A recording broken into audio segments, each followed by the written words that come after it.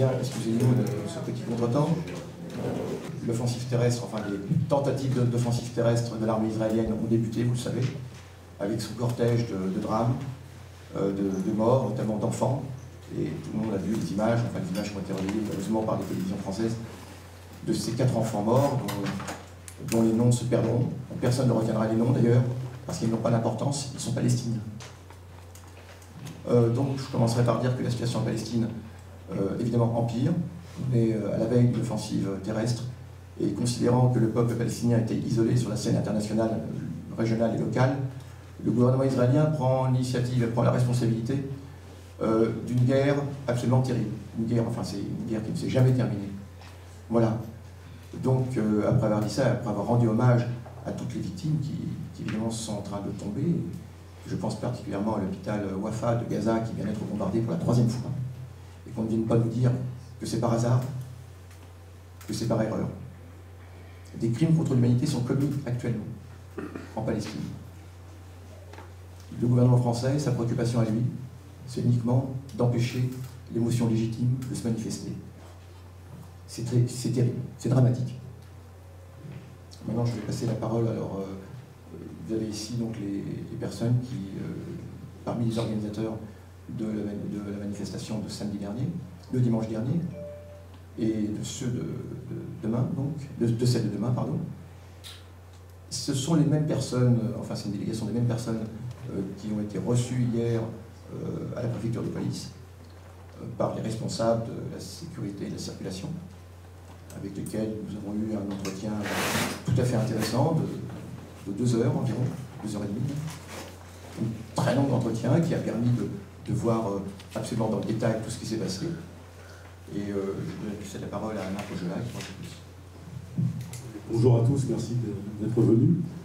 Donc on se retrouve... Excusez-moi, est-ce que vous pouvez vous présenter parce que sinon... Alors, Alain Pojola, du NPA, Nouveau Parti Anticapitaliste.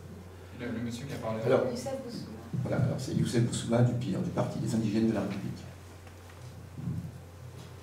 Donc, la manifestation de samedi dernier a fait l'objet d'une grosse polémique dans la presse et surtout d'une campagne médiatique qui, à notre avis, n'a pas été sérieusement menée. C'est-à-dire que plus les jours passent, plus la vérité sur les événements tels qu'ils se sont déroulés, sur les provocations organisées par la Ligue de défense juive sont démontées.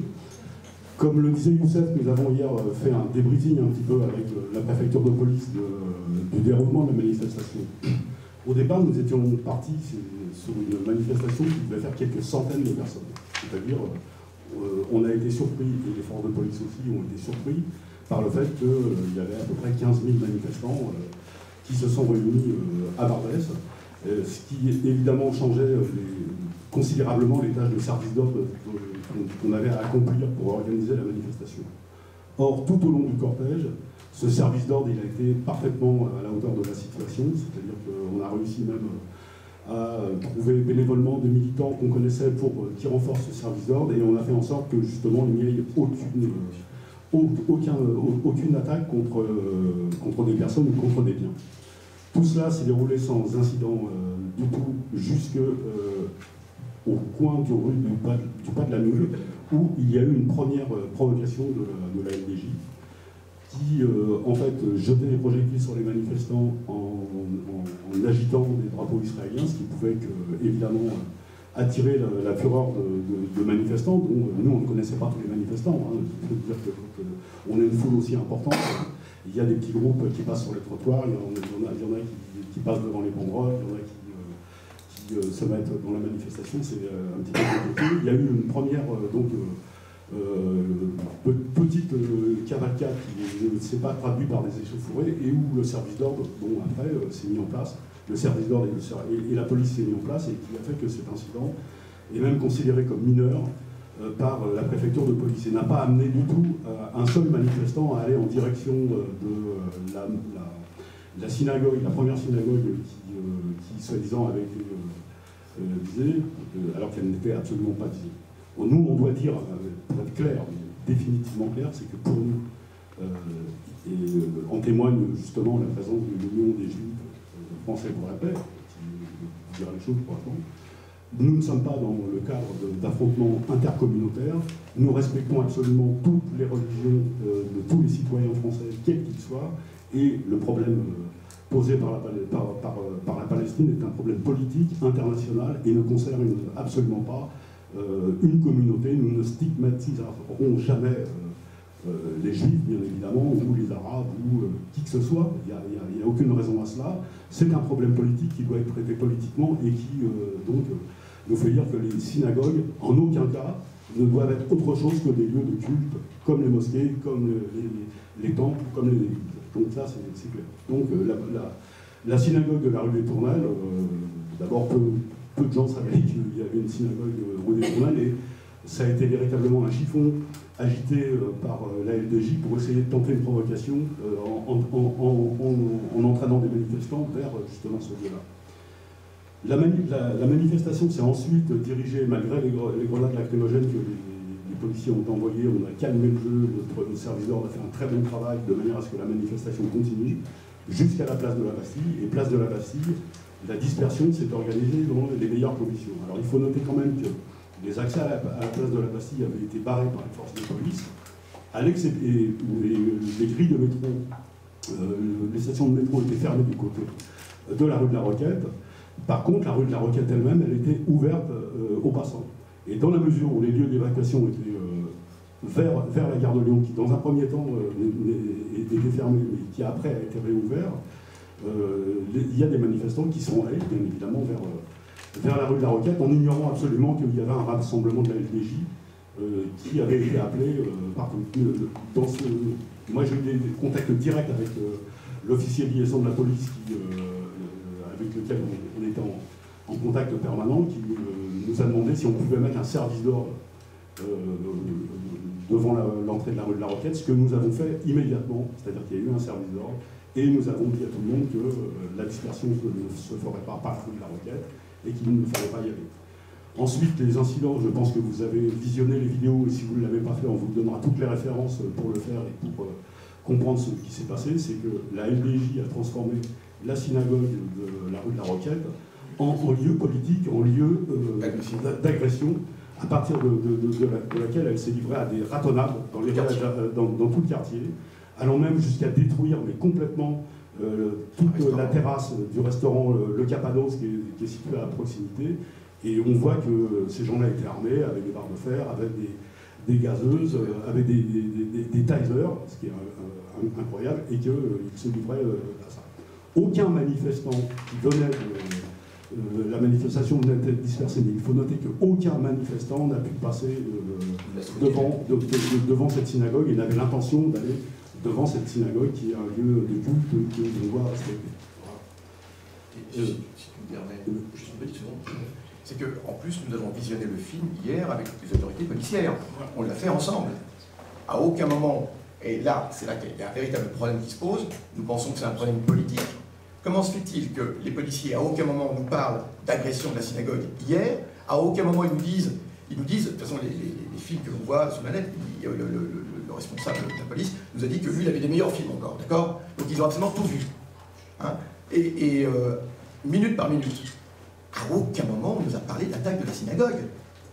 À aucun moment. On voit simplement une charge de manifestants qui sont entre la rue Popincourt et la place Léon Blum. C'est des manifestants qui effectivement sont partis raccompagner un groupe d'autres manifestants, de femmes et d'enfants qui ne pouvaient pas entrer dans le métro, place de la Bastille, et qui sont allés donc par les petites rues, sans jamais passer par la rue de la Roquette, ils sont allés place Voltaire, prendre le métro. Mais là-dessus, la LDJ, comme on l'a dit, se servant de la synagogue comme base d'agression, la LDJ a commencé à aller au contact, passant le rideau de police, ce qui est quand même assez extraordinaire, avec les armes qu'ils avaient, c'est quand même fabuleux.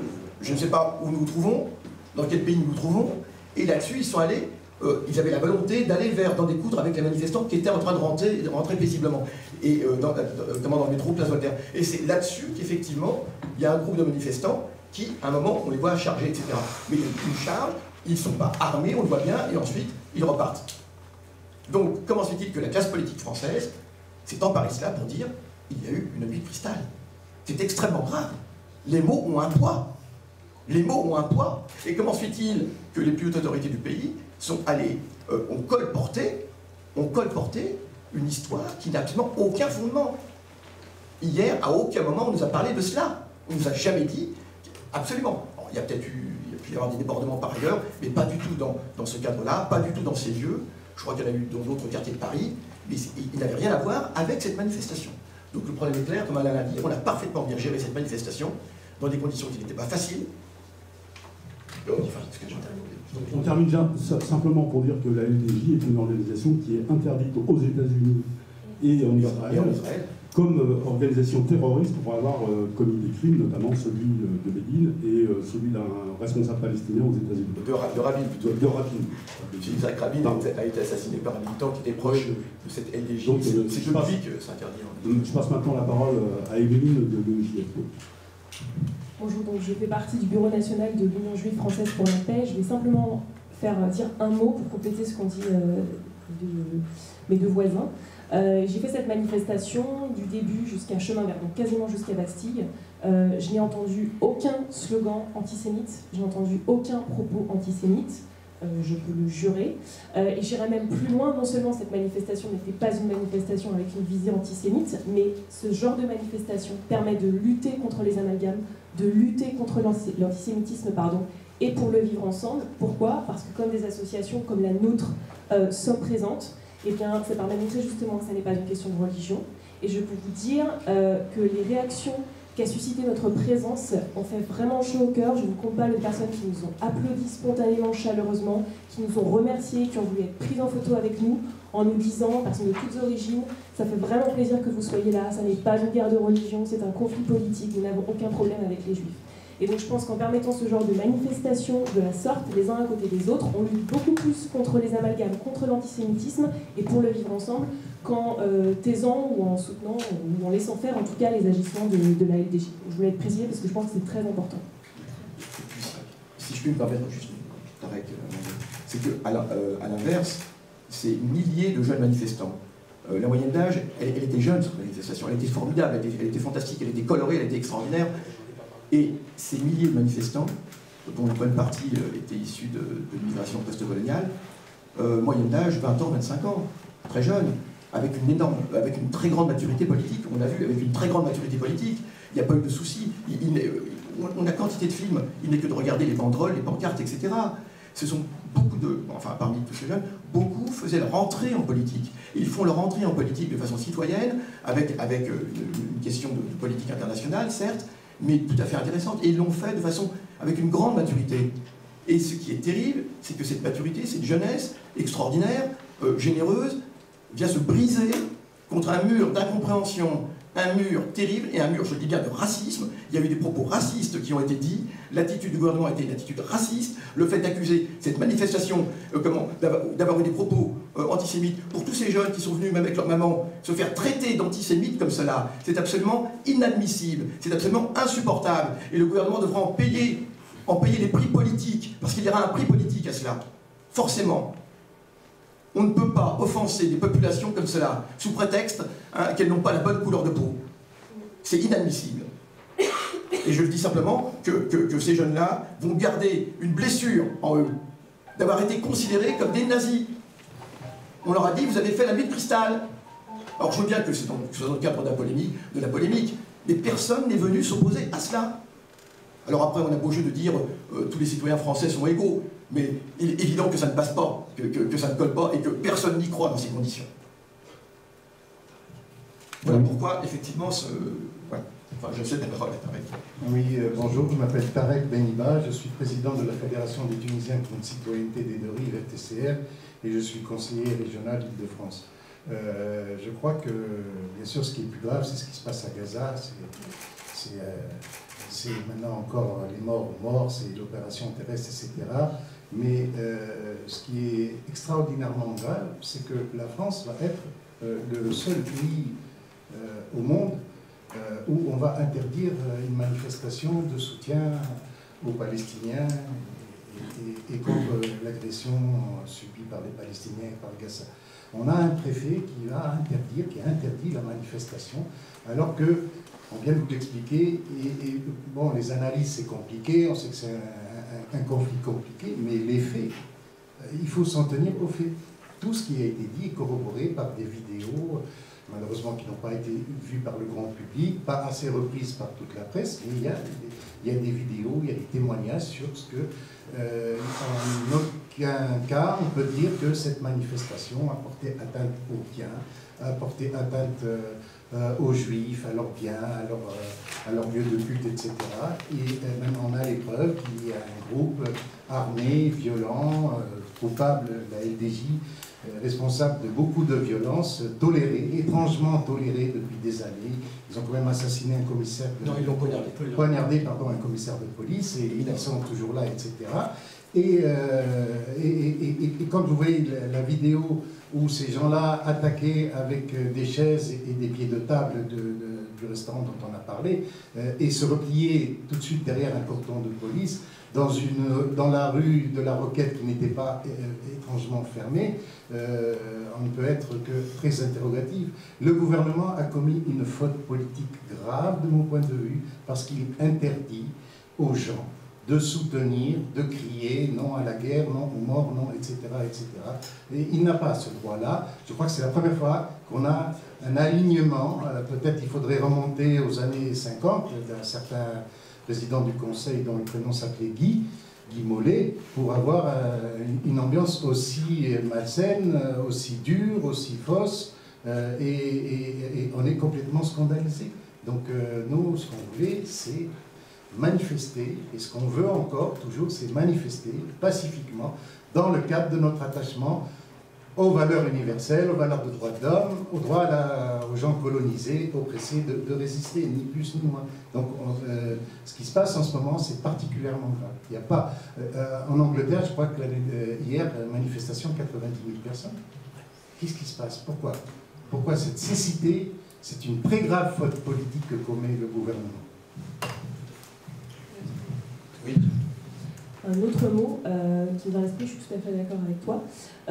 Finalement, avec ce qui a provoqué la LDJ et donc ce qui a été relayé dans la presse par la suite, à savoir qu'il y a eu des attaques aux abords de synagogues, etc., eh bien, on est un peu tombé dans un piège qui consiste à nous faire focaliser sur est-ce que c'est l'antisémitisme ou pas. Donc on parle de ça, maintenant ça fait plusieurs jours que l'attention est focalisée là-dessus, est-ce que c'était des attaques antisémites ou pas.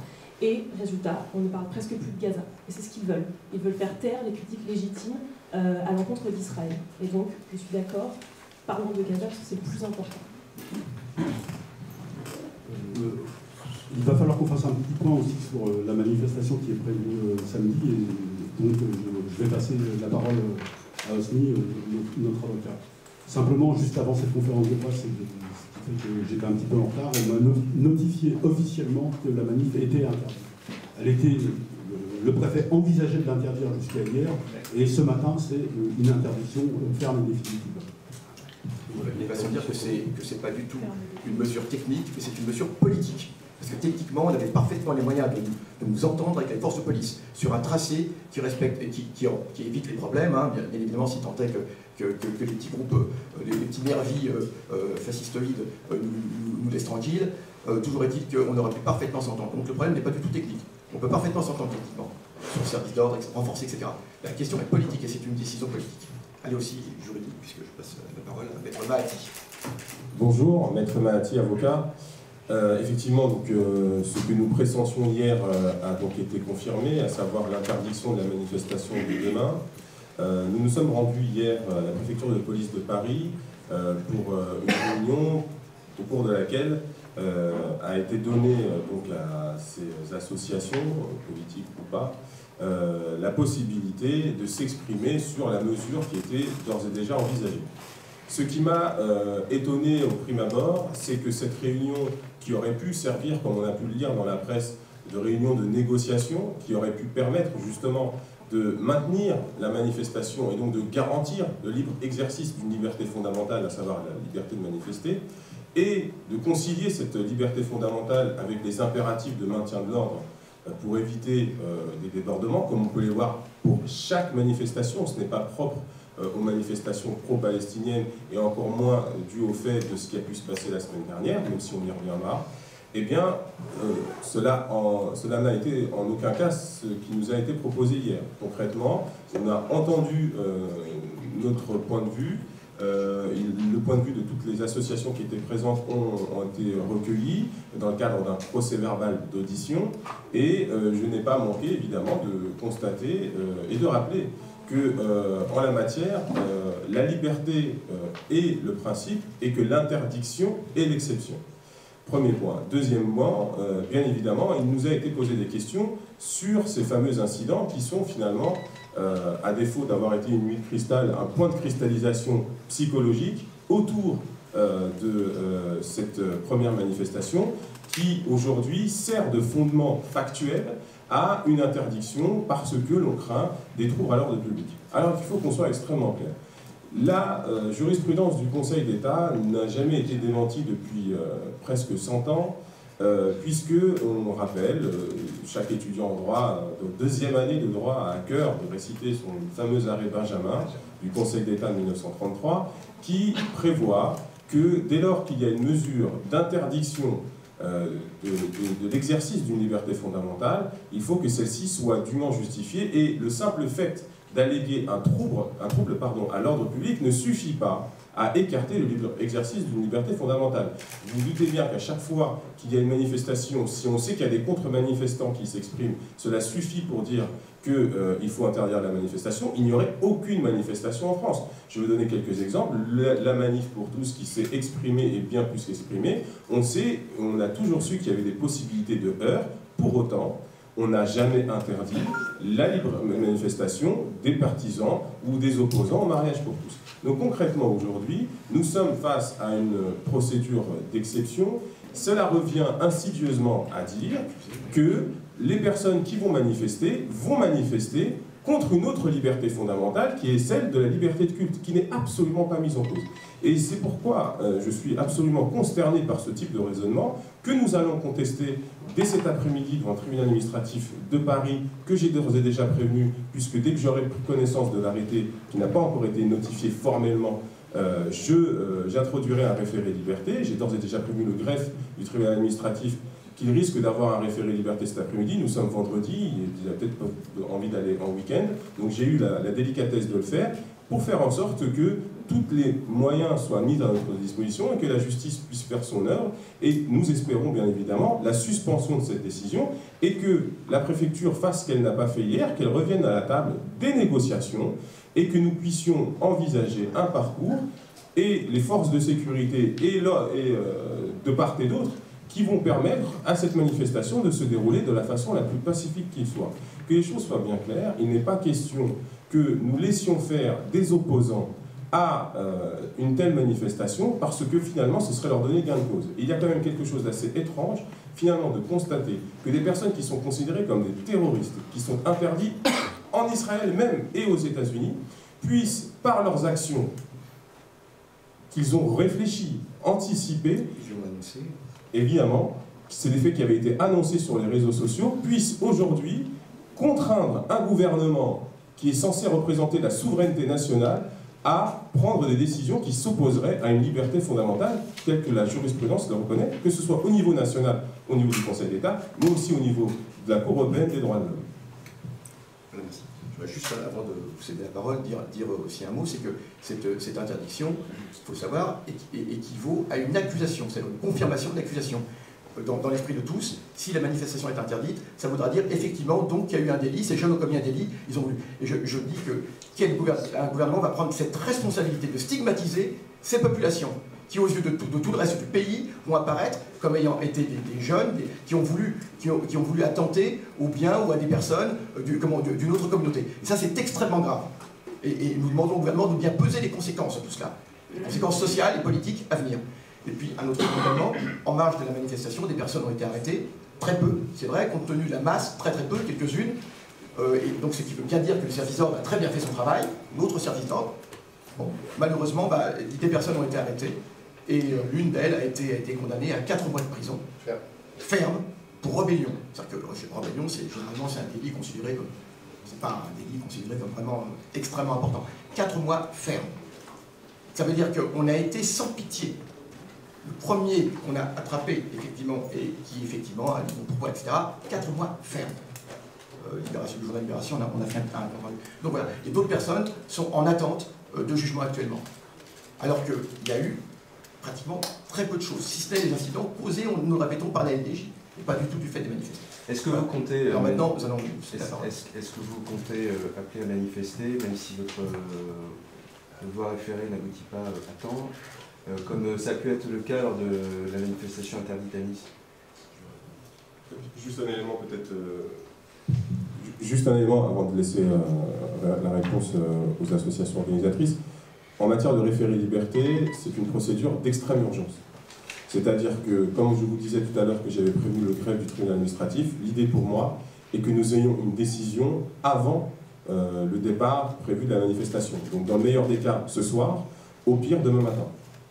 Donc vous comprendrez que dans ces conditions, l'idée étant de contester la décision, nous attendrons la décision du tribunal administratif pour prendre notre décision, mais ça, je laisse la responsabilité aux associations.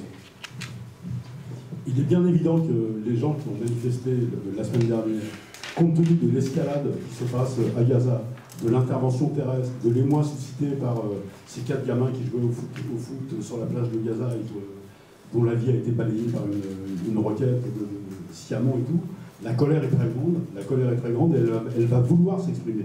Que la manifestation soit autorisée ou pas, il y aura des centaines, voire des milliers de personnes qui vont converger vers Barbès. Et donc là, le pouvoir, il va donner quelle image? L'image de quoi? D'une nouvelle bataille d'Alger. Ils vont occuper Barbès, ils vont tirer sur tout ce qui bouge avec leur taser, leur lacrymo, ils vont faire des centaines d'arrestations. Ça n'a pas de sens d'un point de vue politique. Alors nous, pour l'instant, justement, on attend le référé d'urgence qui va être instruit cet après-midi ou demain matin. Et on pense que la manifestation sera une manifestation de fait. Après, ce qu'on demande quand même, et il y a des textes qui tournent au niveau des organisations françaises, par exemple, un appel très court qui, pour l'instant, appelle toujours à manifester demain.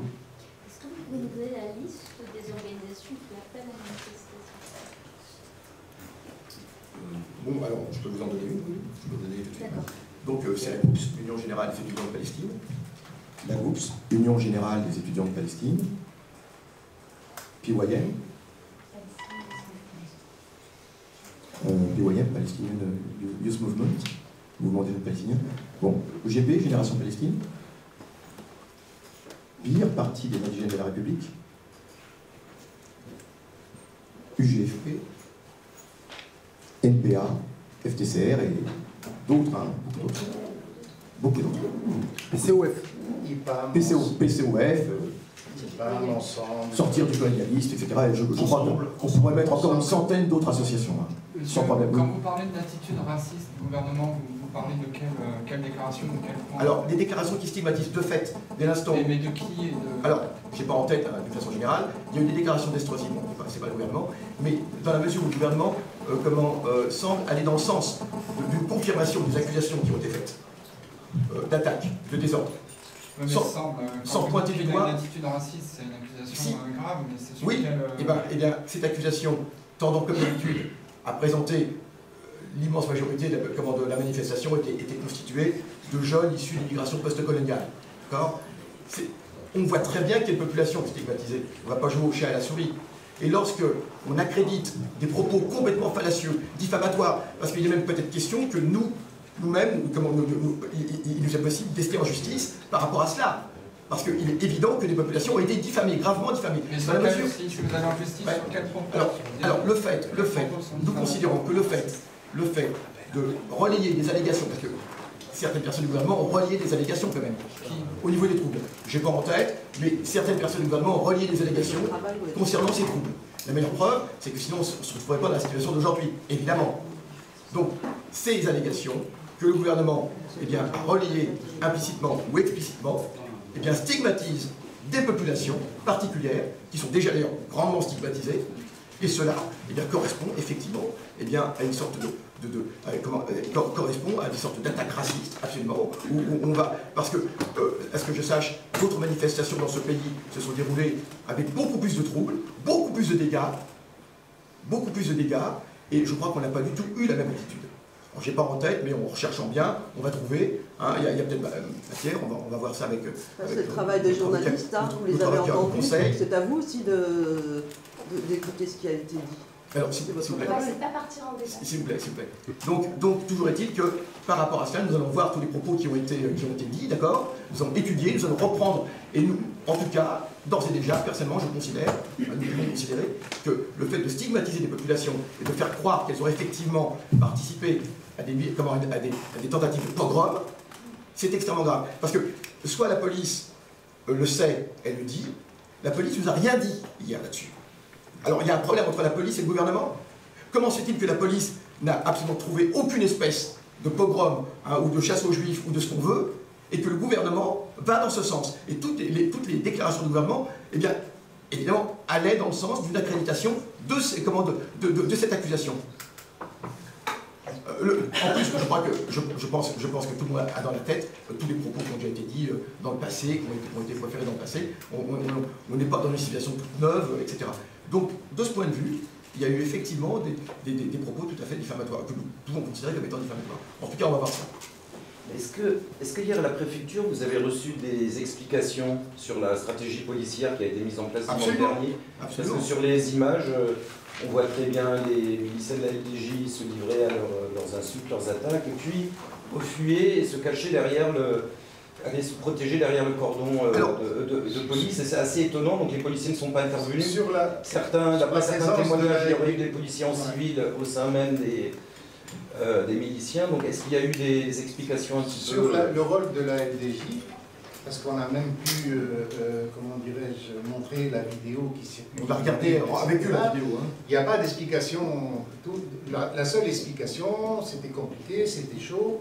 On vous a accompagné, on a protégé donc sur les flancs jusqu'à la Bastille. On est d'accord qu'il y a eu des problèmes à la Mule et la rue de la Roquette, mais à des questions précises. Pourquoi vous n'avez pas fermé, pourquoi vous n'avez pas fermé la rue de la Roquette pour empêcher, pourquoi vous n'avez rien fait quand il y avait un appel au rassemblement devant la synagogue par la LDJ pour faire un soutien à Israël, etc., pour un lieu de culte? Pourquoi, pour vous, vous n'avez pas bougé? Depuis quand vous permettez à des manifestants avec armée, des trucs gaz, des billets de table, etc., de circuler librement près de la police sans réagir? Aucune explication. Ils avaient des silences gênés. Hein. Aucune explication. Et est-ce qu'hier, lorsque vous avez vu les chambres de la préfecture de police, on a évoqué avec vous l'éventualité de cette interdiction décidée aujourd'hui?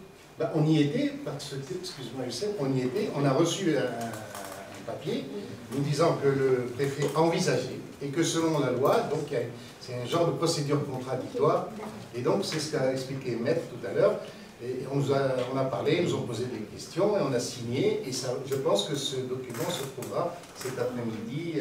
Il n'y a pas eu de discussion sur d'éventuels tracés Si, justement. Si, on a dit qu'on était prêts. Alors justement, pour être précis, il faut qu'on soit clair. En réalité, nous avons mis sur la table notre étonnement de constater que dès le début de cet entretien, il nous avait été précisé qu'il ne prendrait pas de position, encore on peut le comprendre, mais surtout qu'il ne ferait que recueillir nos dépositions et nos observations sur la mesure envisagée. Si vous voulez, c'est pour assurer, puisque ça reste quand même une atteinte à une liberté fondamentale, une forme de contradictoire, puisqu'on envisage quelque chose, avant de prendre la décision, on a besoin de vous entendre. Or, nous avons fait part d'un certain nombre d'étonnements, nous avons fait part d'un certain nombre de questionnements, nous avons fait part, si vous voulez, de la manière dont tout cela a été pris en charge dans un contexte qui était relativement difficile, parce qu'effectivement, la grande inconnue qu'il y avait, c'était le nombre de participants à cette manifestation, qui a surpris tout le monde, mais qui n'a pas empêché pour autant les services d'ordre des différentes associations de largement canaliser cette manifestation.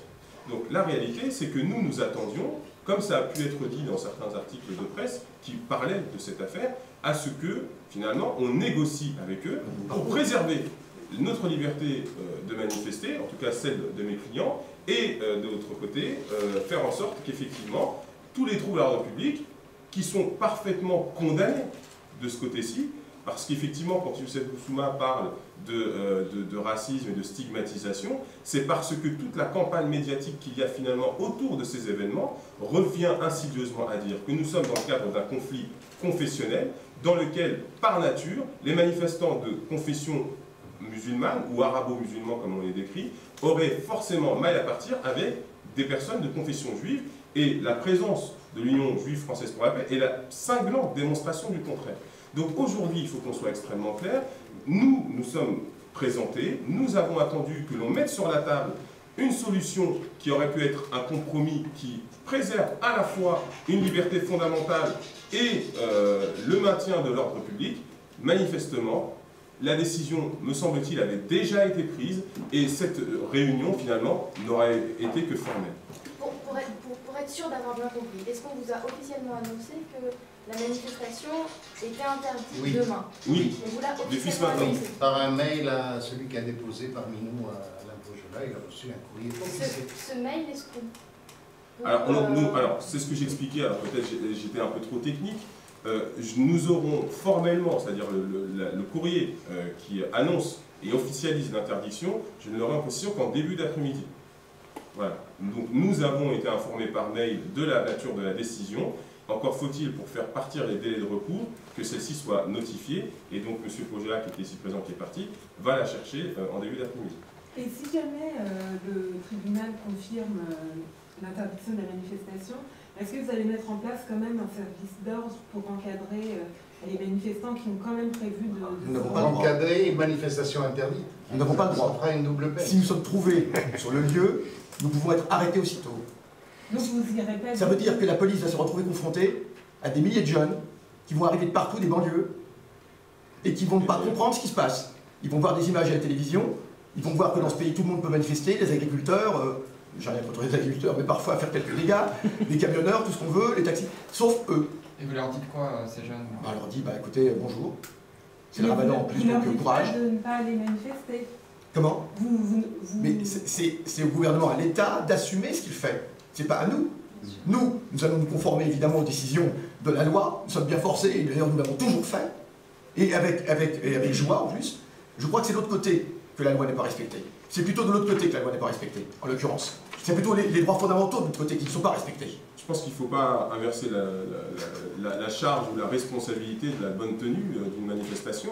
Si les manifestants et les organisateurs ont bien évidemment dans leur prérogative la mise en place d'un service d'ordre, le maintien de l'ordre public, l'usage exclusif et exclusivement légitime de la violence, c'est l'État. Donc si demain il y a des heurts et des troubles, c'est à l'État d'exprimer par des mesures de police qu'il estimera nécessaires et adéquates toute puissance publique. Mais on ne peut pas demander à des associations de se substituer à l'État quand elles, justement, anticipent sur une émotion qui va pousser des gens dans la rue pour essayer de canaliser tout cela.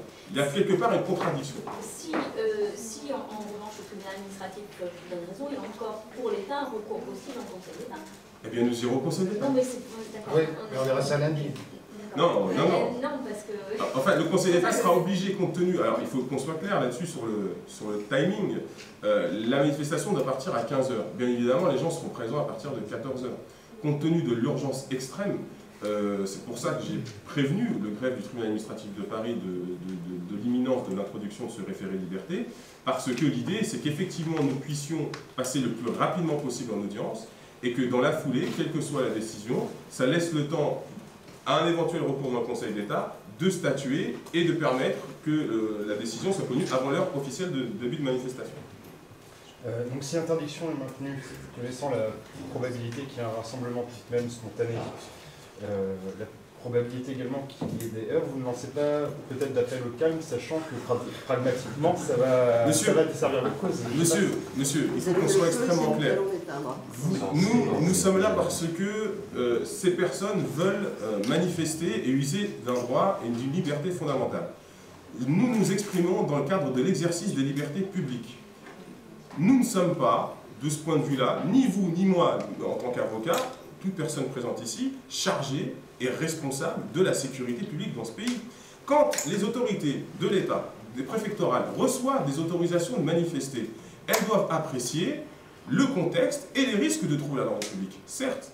Mais pourquoi elles doivent les apprécier? C'est parce qu'elles en ont la responsabilité. Aujourd'hui, que ces personnes-là disent « n'allez pas manifester » ou pas, vous aurez des personnes qui vont aller manifester. Est-ce que pour autant elles doivent se sentir responsables des agissements de ces personnes-là? Non, il y a un principe très clair en droit pénal, c'est le principe de l'individualité de la peine. Si on se place sur le terrain politique, et qu'on va considérer que sur le terrain social, ces associations ont une responsabilité. Leur responsabilité, elles la prennent lorsqu'elles se rendent aux convocations de la préfecture de police et lorsqu'elles jouent le jeu du droit en faisant un recours devant le tribunal administratif. Donc de ce point de vue-là, vous avez des personnes qui sont parfaitement légalistes. Et cette exigence de légalisme, vous devez aussi la retourner vers les autorités publiques qui ont en charge justement le maintien de la sécurité de l'ordre public. Pour être très clair, notre combat il est pacifique. On n'a ni bombe, ni Kalachnikov, ni...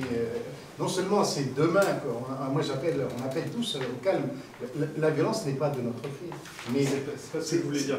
Mais moi c'est ce que je veux dire. C'est-à-dire que c'est demain qu'ils doivent ne pas être violents, aujourd'hui, dimanche et la semaine prochaine. C'est pas particulièrement ça. Parce que ça voudrait dire que tous ces jeunes, ce sont des gens qui sont enclins à être violents, etc. Et je ne crois pas que ça soit vrai. Mais la réponse est claire, me semble-t-il.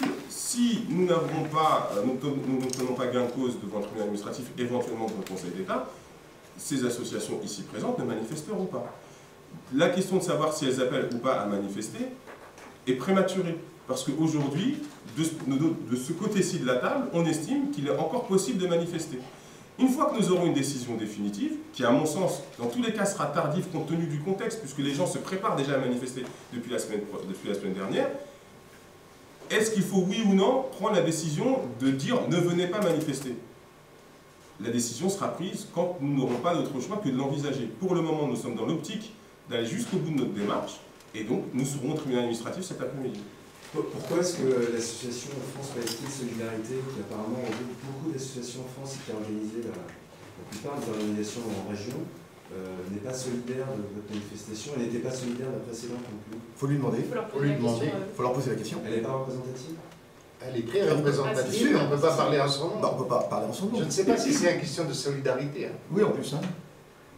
Il n'y a absolument aucun problème avec cette association. Au contraire, nous travaillons tous main dans la main. Même si les doigts de la main ne sont pas égaux. Mais de toute façon, c'est à cette association qu'il faut demander. Et en plus on ne peut pas du tout augurer de ce qui serait passé demain. Je veux dire, les associations se sont ralliées éventuellement à cette manifestation en dernier lieu, et voilà. Je pense que monsieur peut peut-être apporter... Monsieur a levé la main. Oui, Bernard. Je peux ajouter que l'association France-Palestine Solidarité a convoqué le comité national pour le projet du Moyen-Orient, le collectif national, à 14 h. Et va peut-être décider d'aller à la manifestation. Voilà. Bernard Abnel, qui est l'ancien président de l'AFP, justement. Vous parliez d'autres incidents, ce sont de quelle nature? Quel autre incident? À Paris? Oui, le 13 juillet. Ah bah, il y a pu y avoir d'autres incidents dans Paris. On vous en a fait part hier à la police. Mais si c'était peut-être des choses du côté de la rue des Rosiers ou je ne sais pas trop quoi, mais qui n'avaient rien à voir avec la manifestation de toute façon. Parce qu'il y a quand même une chose qui est claire. On va arrêter de se voiler la face. Et moi j'aimerais, enfin, vous faites votre travail, la question n'est pas là, c'est pas du tout la presse. Mais tout le monde sait très bien qu'il y a une organisation qui passe son temps à agresser des gens depuis des années. Alors je n'arrive pas à comprendre pourquoi on n'appelle pas un chat, qui dans les réseaux sociaux menace, qui est venu nous attaquer à la place Saint-Michel mardi dernier. C'était mardi dernier, oui, la semaine dernière, lors du premier rassemblement contre l'agression contre Gaza. Et cette association, elle est connue, s'appelle la LDJ, elle est venue nous attaquer. Et ensuite, dans le Marais, ce qui s'est passé le Marais, le 13, on nous a pas dit, oui, mais on nous a dit que c'était des incidents tout à fait mineurs, qu'un groupe de jeunes avait été vu dans le Marais, qu'ils avaient été pris et remis dans le métro, raccompagnés dans le métro gentiment par la police, sans aucun problème. Voilà ce qui a été dit. C'est les gens d'hier, l'état-major de la police nous a dit ça. Donc, ils savaient de quoi ils parlaient. Donc, compte tenu de toute cette émotion, on peut vraiment dire qu'il y a eu très peu de choses, absolument très peu de choses. L'avenir, je n'en sais rien. Mais ce que je veux dire également, c'est que c'est cette décision qui pose problème, parce que cette décision, elle n'est pas basée sur des faits réels. Elle est basée sur des affabulations. Il n'y a jamais eu d'attaque de la synagogue. Que les choses soient claires. Alors, soit on nous prouve, on nous donne des photos, on nous donne, etc., comme quoi des gens de la manifestation, évidemment, hein, soit il n'y en a pas. Alors, s'il n'y en a pas, qu'on se taise et qu'on arrête d'attaquer et d'insulter des populations. On va être clair là-dessus. Et autre chose, c'est un problème de respect et de décence. Tout le monde doit se respecter dans ce pays, tout le monde est respectable, mais il y a une chose qui est évidente, C'est que ceux qui ne respectent pas ne sont pas respectables non plus. Donc nous aimerions que ce soit réciproque. Vous considérez que la LDJ a réussi sa manipulation Mais vous considérez qu'il y a manipulation de sa vous savez part quoi? Nous avons tout un dossier, vous le verrez entre autres dans le dossier de presse, mais la LDJ jubile. Alors ils sont allés jusqu'à tenter d'effacer des pages, etc. Dommage pour eux, il y a des copies d'écran qui ont été faites en temps voulu, mais ils jubilent actuellement. Ils disent notre stratégie a fonctionné partout sur les réseaux sociaux. Je dis, je ne sais pas si ce gouvernement prend la mesure, si les gens ici prennent la mesure de ce qui se passe. Ils sont en train de jubiler. Parce que le problème, ce n'est pas uniquement la manifestation de demain, c'est l'avenir. Ces trublions que je nomme de fascistes, actuellement, sont à l'œuvre. Et ils vont continuer à l'être à l'œuvre.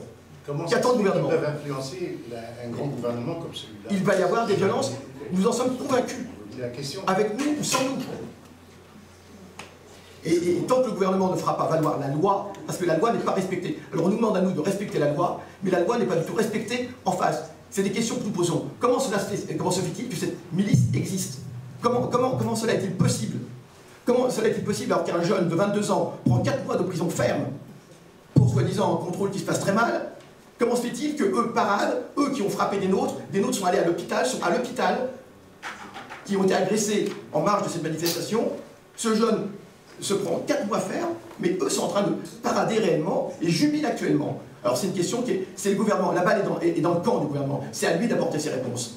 C'est à lui d'apporter ses réponses, et nous ne sommes pas loin de penser qu'il y a un LDJ Gate, un véritable LDJ Gate actuellement en France, et les enquêtes vont se poursuivre, et ces enquêtes, elles vont aboutir. Et il est évident qu'il y a des très graves responsabilités en cause à ce niveau.